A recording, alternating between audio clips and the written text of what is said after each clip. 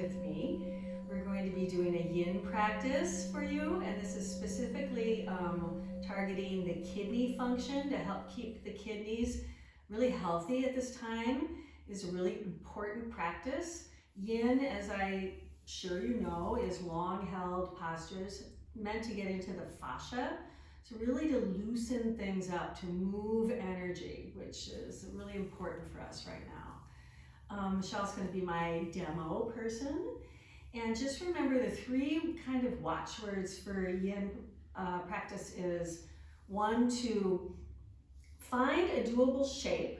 So find something that's comfortable for you, then to settle into stillness, and then to begin to surrender. It takes the body 3 to 5 minutes to even get into the fascia, into all that connective tissue. So we will be holding these and I will be timing them. You do need to gather up some props before we start. So I know that you might not have specific yoga props at home, but a bunch of blankets, just any kind of throw blanket, 2 or 3 would be great. If you've got pillows from your bed, like good king size pillows, or even a small sofa pillow, that would help work like a bolster. And if you want to try to replicate blocks, you can definitely get some books. So I'm going to give you just a few minutes, like pretty good sized books. Think of, Michelle, pick up a block. Think of what a block looks like. And you can always cover those with blankets to help pad them so they're not so harsh on your body. So we'll give you a few minutes to gather up those objects now. All right, so we're back. So hopefully you have everything gathered that you might need. And we're going to start with just some gentle movements. I'm going to ask Michelle to come onto her back. And I move those props maybe a little bit. Yes, thank you. And just start with your knees bent and your feet planted onto the earth. Feet should be hip distance.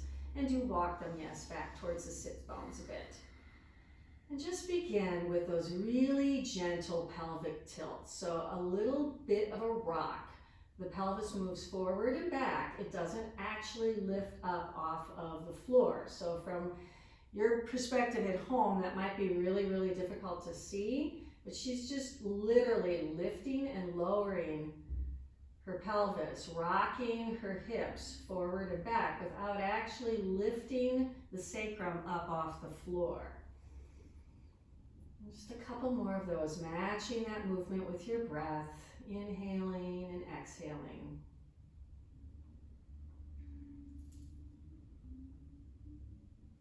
Good.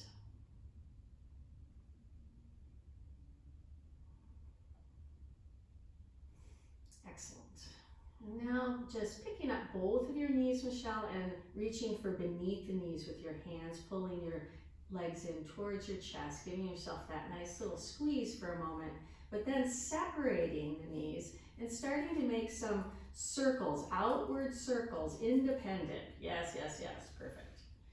And just rolling that, and again, really delicious, slow movement, really feeling it in the body, allowing the back line to start to open and just stimulate that sacral area. And then go ahead and take the circles the opposite direction. Good.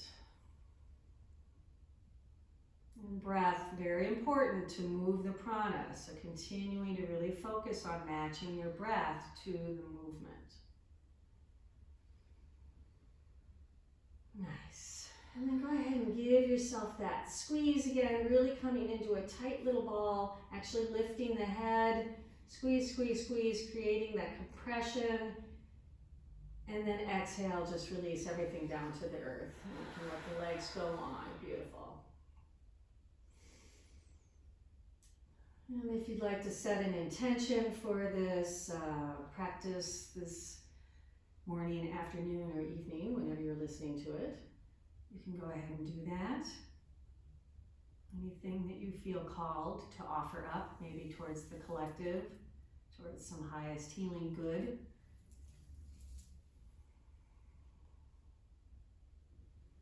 And then when you are ready, starting to take a little bit of movement into the body, maybe your fingers, toes. It might feel good to take a nice big stretch or a twist, whatever you kind of feel like your body needs, and then roll over to one side.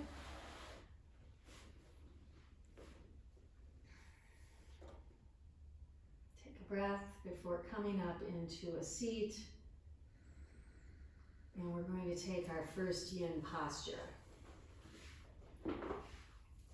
So we will use a blanket for this, for sure.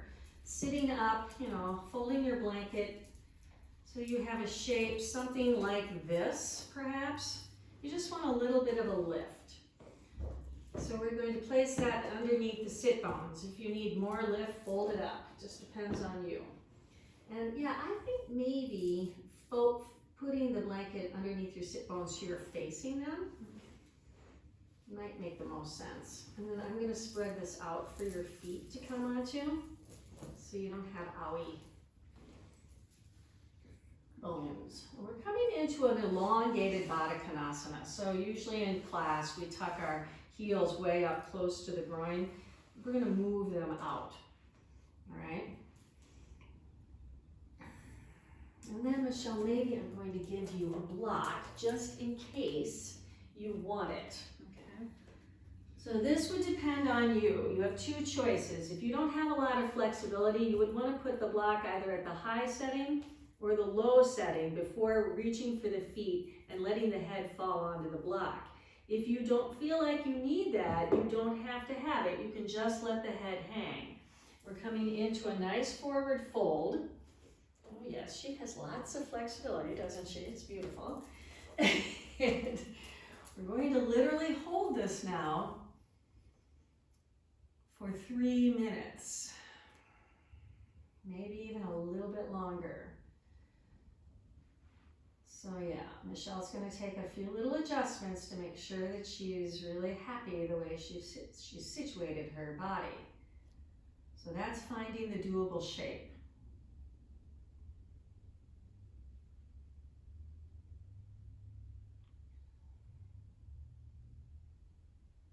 And once that doable shape is found, then she's going to ask herself to come into stillness.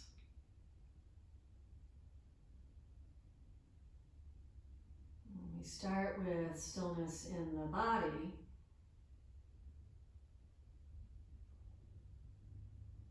That will eventually lead to a little bit more space between the thoughts and the mind.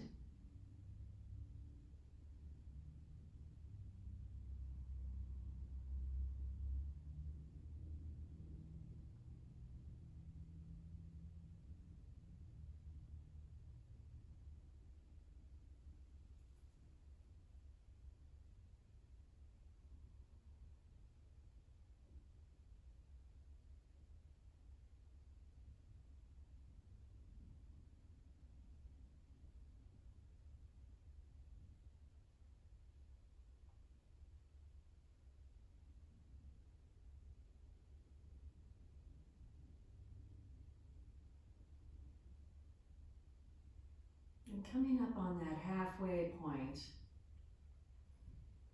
asking now to surrender. Just really beginning to notice and feel and connect with all those subtle shifts where the body is beginning to unravel and let go.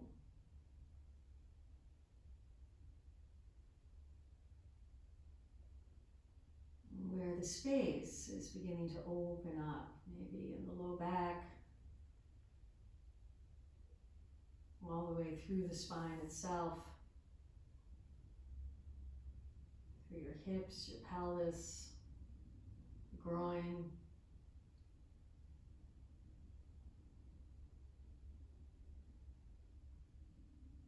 Just allowing for that sense of release.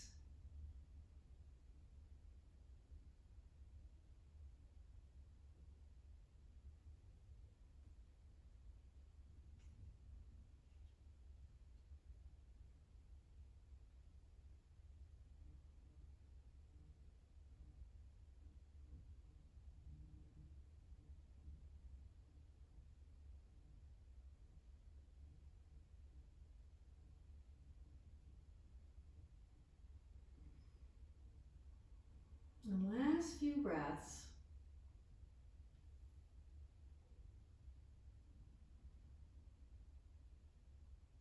And before moving, it's always really kind of nice to just check in and see how you feel differently than you did before the posture. Maybe noticing how the breath has shifted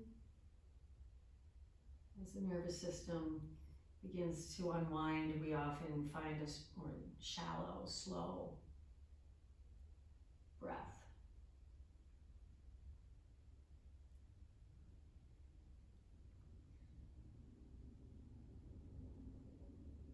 And then it can be really nice before you move to take 3 really big inhales in through the nose and open mouth, let it go. Nice. Another one. Breathing in and release. And last breath, biggest breath yet. Inhale. Open mouth, side out. Nice. And then really slowly walking the hands back towards the body. Let the head be heavy, articulate through the spine, and let the head lift last. Nice.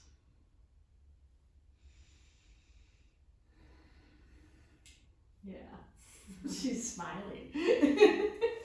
Okay, so then we might want to do just a little bit of movement. Bring your feet back to the earth. Let your fingertips come behind you with the fingers pointed towards the pelvis, and just windshield wipe the knees from side to side. And do that as long as you feel like you need, and then when you are done with that, we're going to be moving the props out of the way and coming into a Sphinx pose on your mat. So Sphinx is prone on the belly. Michelle, good little yogi, she's cleaning up. And yeah, this is going to be yin style. So we're going to take the feet super wide, even wider than your mat. Not quite that, just a smidge, perfect. And then the same thing with rather than having the elbows directly underneath the shoulders like we normally do, have them come out a little bit ahead of the shoulders, yeah. With the fingers kind of going towards the sides of the mat, exactly like that. And the fingers, make sure that they're wide. Maybe back your elbows up just a smidge, Michelle. Yeah, that's perfect. And then we're going to be holding this posture. So starting now, this is where she's found her doable shape. And the head I would look right at the very top of the mat, so the gaze is slightly down, creating that Jalahara Bandha, that chin lock or throat lock. It'll keep the back of the neck elongated. And holding a bit of stillness for a while, but knowing that at any point, if you really do want to let the head move a little bit and kind of work the neck, that's certainly something you're welcome to do. So she's found her still point.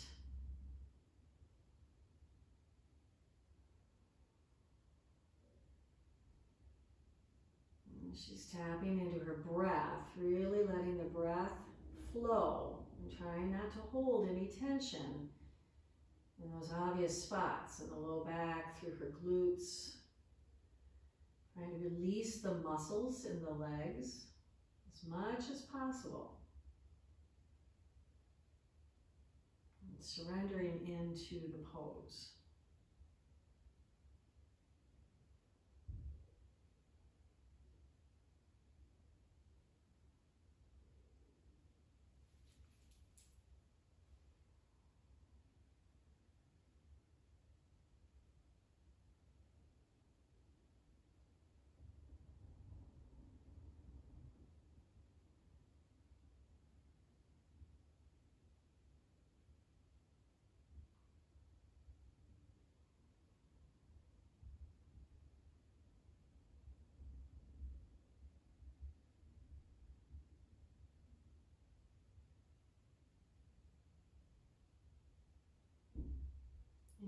directing the breath towards the kidneys themselves.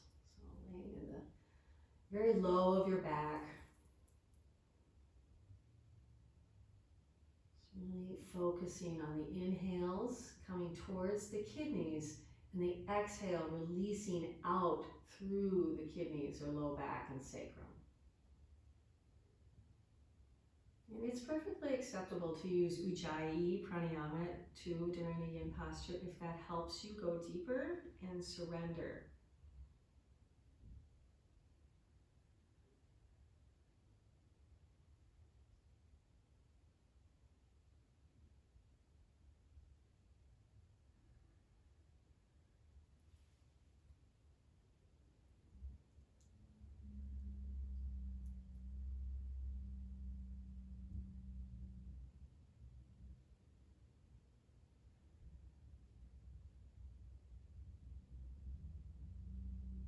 Just a few more breaths here.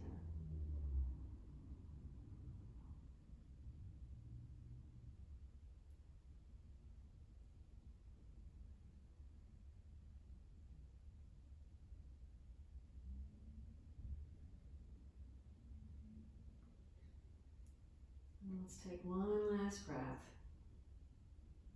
Really flushing anything that might be held out. Yeah, and then we're going to come into crocodile. So she's just going to move her forearms in front of her body, stack her hands, and rest the third eye on the stacked hands, and she's turned her feet out to flex them out. Just let that pose settle into the body now. The integration period in between these postures is really, really important. Helps the prana really find its way to clear the energy. Pain and disease is stuck energy.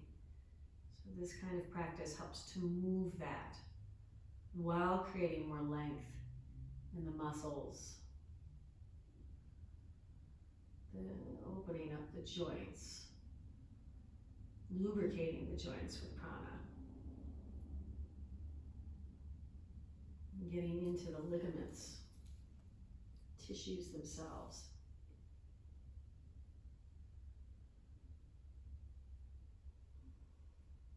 Good, so now our next posture is either to come back into Sphinx and hold Sphinx for another 3 minutes, or to come into a seal.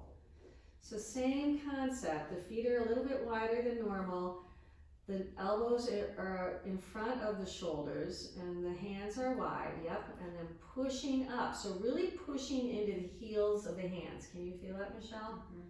Yeah. And once again, the gaze should be kind of at the top of the mat, so you're protecting the back of your neck. But this is one you could come in and out of as well.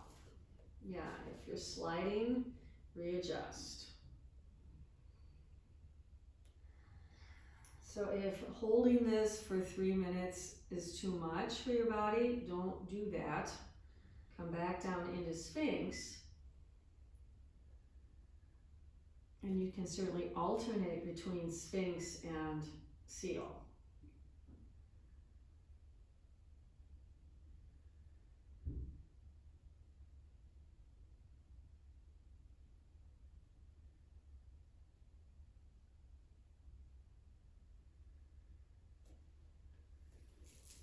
Yes, a wise yogini takes care of her body. When you do things like that, that's advanced yoga. It's way better than pushing yourself through. Listening. Huge part of this kind of practice.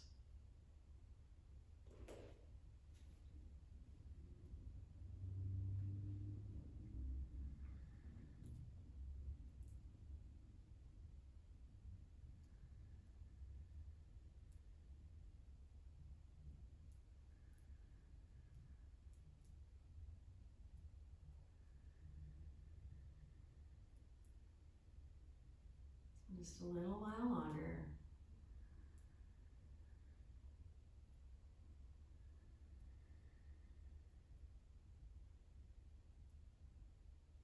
Noticing where the thoughts go. If there's a lot of resistance in the mind, ask the breath to help.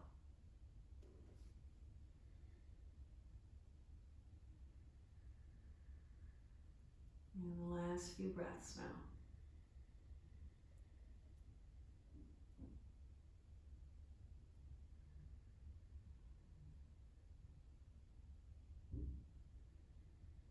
Good, and then coming back into your crocodile pose to integrate. That was a back bend. The next posture we take is going to be an even deeper back bend. This is kind of the apex of the practice.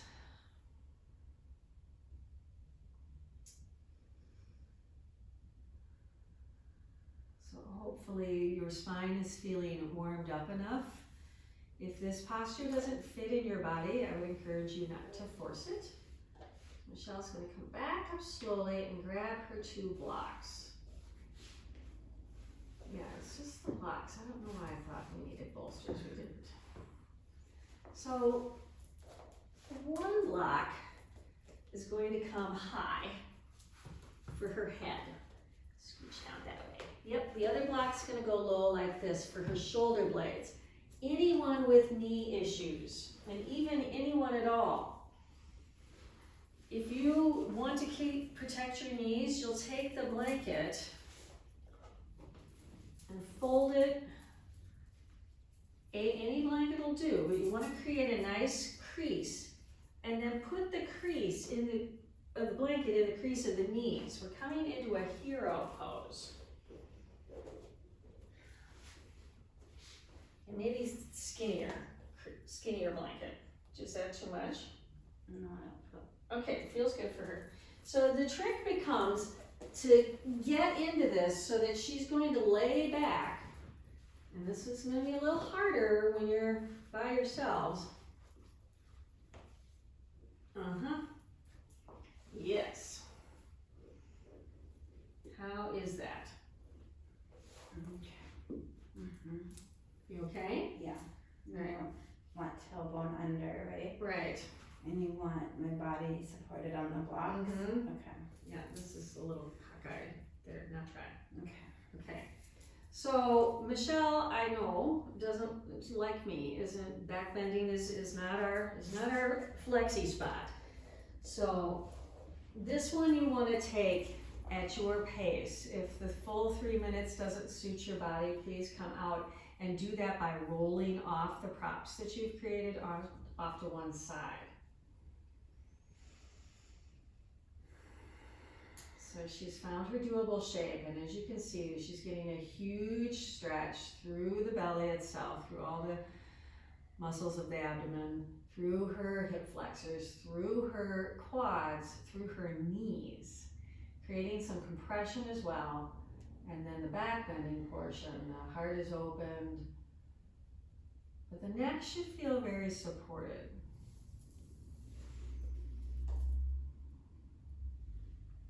And breathing into this posture once you've created your doable shape and found that still point. This one will be the most difficult to surrender into, as it is the most challenging.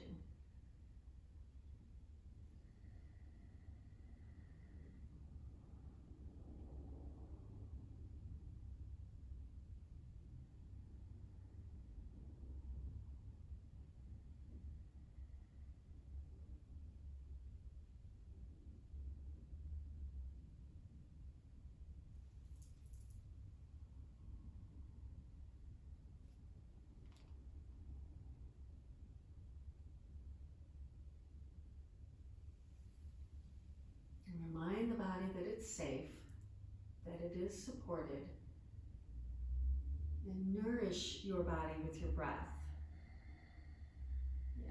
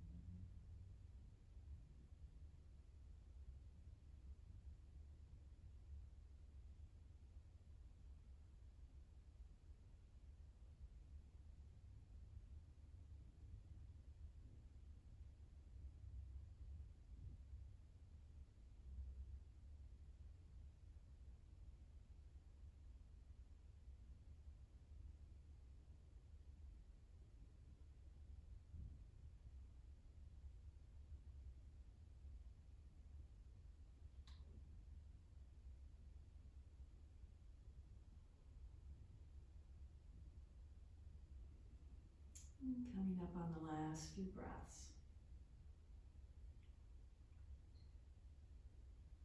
Just noticing how the posture feels different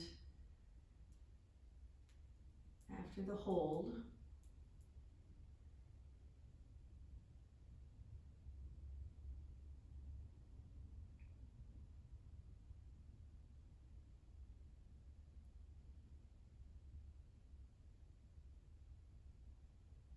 And taking that last final breath in, Michelle, maybe just letting the air escape through your mouth before you move. Good. Yeah. And then really carefully, yeah, it's kind of hard one to get out of. If you're at home and you have someone else nearby, you might ask them to help you sit up.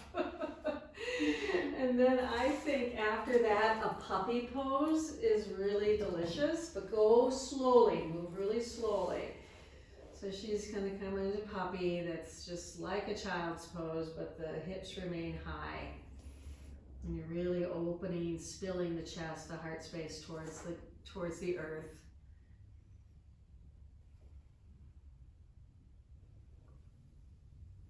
Yeah, good. And then the last posture I'd like to take is a supported Janu Shirshasana, so head to knee pose. So all you're gonna do, Michelle, is come into that. Maybe do the right side first, left, I don't care, it doesn't matter.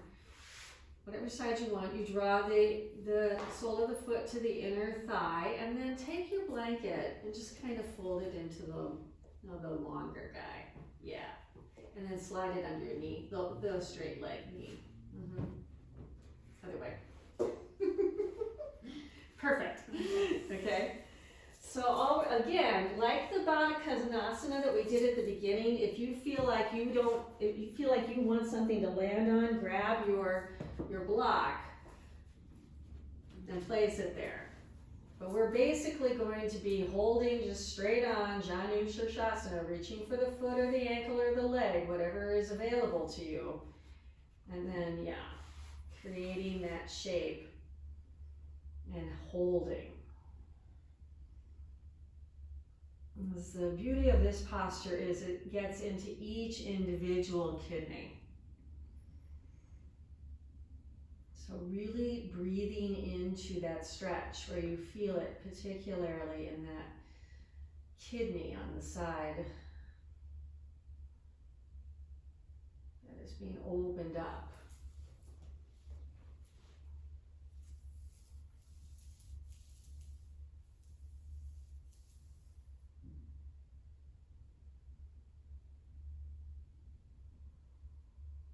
And if your head does not reach your knee, do not worry about that. You just let your head hang.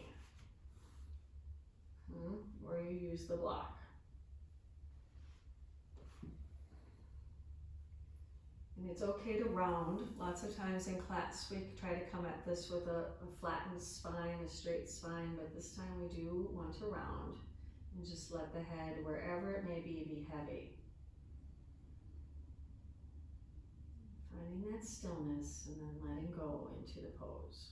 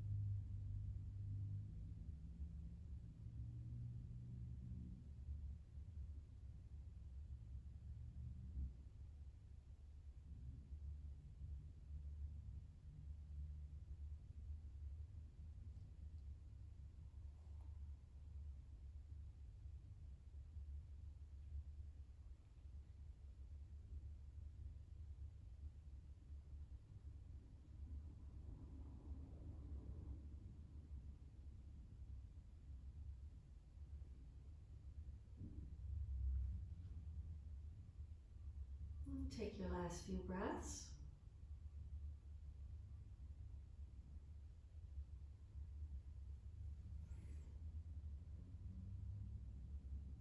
And then slowly coming back up, head heavy, articulate through the spine, And it's really lovely to lay down in between sides, just come flat to the back with both legs long, and just feel. You can really feel the pranic movement, the energy you've created, looking and tapping into those little subtle vibrations, sensations, tingling or heat.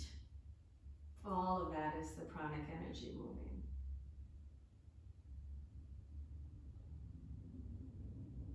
And then Michelle, whenever you're ready, coming up and taking the opposite side, supporting under your knee again.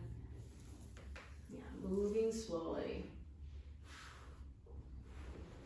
Yin, a cooling practice.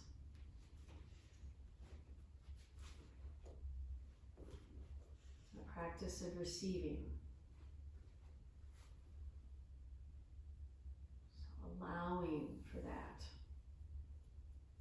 space to be received. That healing.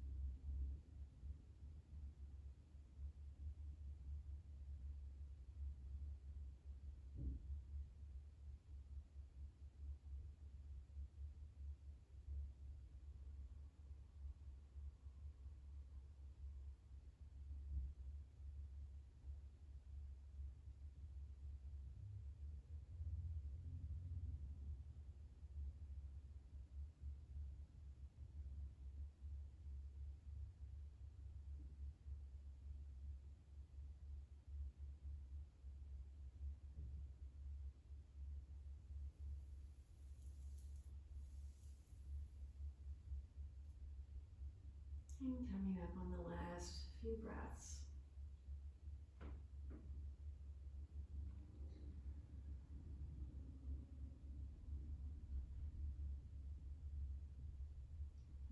Now when you're ready, slowly moving back up to an upright position, and then coming right into your final Shavasana. You might want to cover up today as yin does cool the body.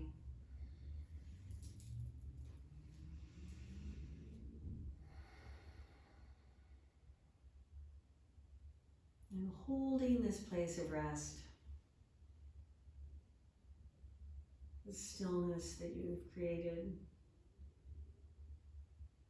allowing this time to be present for a bit more space in your mind, hopefully finding that quiet within,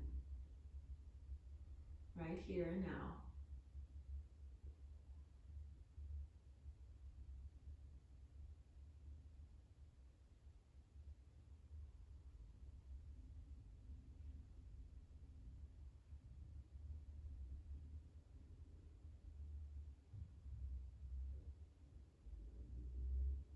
And holding this as long as you feel necessary. At least 5 minutes is recommended to really seal in the practice and to integrate the energy into the body.